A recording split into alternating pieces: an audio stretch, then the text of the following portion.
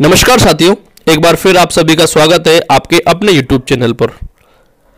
आज के इस वीडियो में हम डिस्कस करने वाले हैं कि फ्री यूनिफॉर्म सिलाई का पैसा आपको किस तरह से पात्र छात्र छात्राओं के खाते में ऑनलाइन डीबीटी के माध्यम से आपको ट्रांसफर करना है।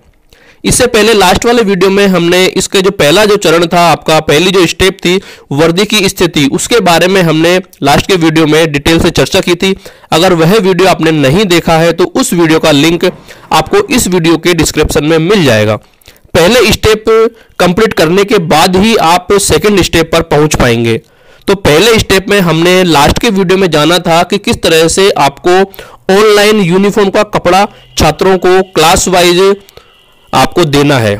उसके बाद आपको आज जो सेकंड जो स्टेप है उसके बारे में हम आज के वीडियो में चर्चा करने वाले हैं।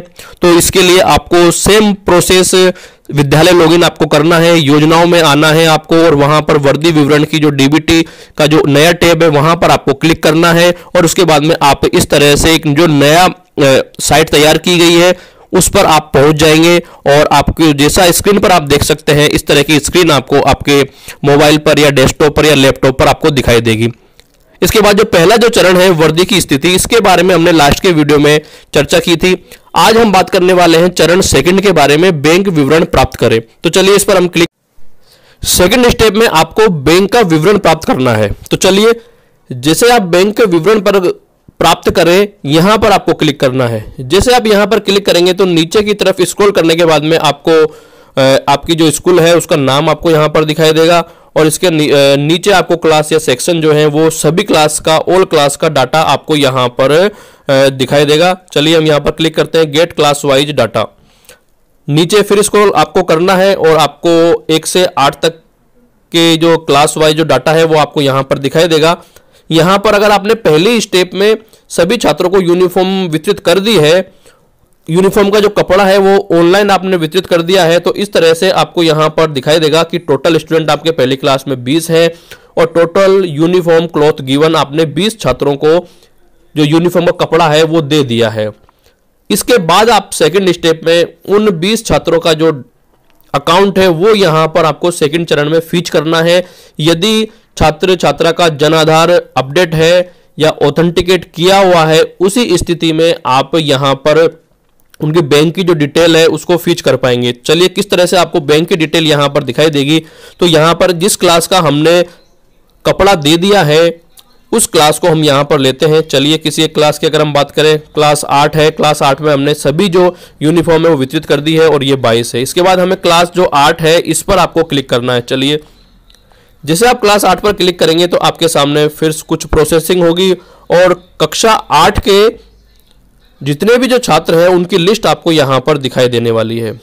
यहां पर एक चीज आप देखेंगे, total uniform marked as given, जो आपने छात्रों को दी है यूनिफॉर्म वो आपको यहां पर 22 है, और बैंक डिटेल कितने छात्रों की आपने यहां पर फीच की है वो एक यहां पर आपको दिखाई देगा। चलिए और बाकी जो छात्र हैं उनकी जो बैंक की जो डिटेल है किस तरह से आप फीच करेंगे, हम थोड़ा नीचे चलते हैं और एक छात्र को यहां पर हम फॉर एग्जांपल के लिए यहां पर लेने की कोशिश करते हैं। मान लीजिए किसी एक छात्र को हमने लिया और उस छात्र के नाम के सामने आपको चले जाना है और यहां पर आप बिल्कुल देखेंगे कि यहां पर जन आधार प्रमाणीकरण अनिवार्य है पहली चीज, तभी जाकर के वो यहां पर आपका जो अकाउंट है वो फीच होगा। इसके बाद में जहां पर दर्जा है सिलेक्टेड हुआ है या नहीं, इसके बाद में बैंक विवरण प्राप्त करने के लिए आपको यहां पर चयन करना है। तो यहां पर अगर हम एक एक छात्र की बात करें तो एक छात्र को हमने सेलेक्ट किया और उस छात्र के सामने ये जो बॉक्स है इस बॉक्स पर हमें क्लिक कर देना है। चलिए हम यहां पर इस बॉक्स पर क्लिक करते हैं।